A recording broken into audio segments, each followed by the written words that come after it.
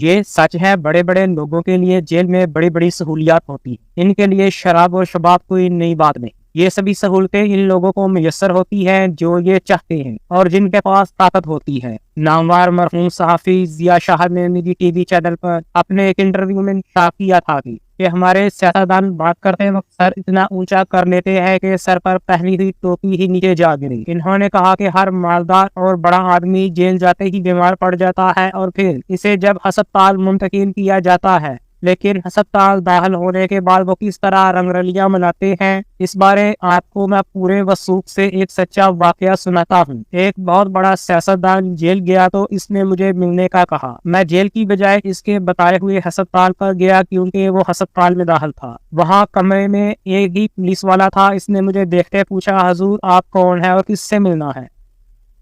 میں نے کہا آپ کو نہیں پتا میں نے کس سے ملنا ہے؟ اس نے کہا صاحب یہاں نہیں ہے، میں آپ کو وہاں لے چلتا ہوں۔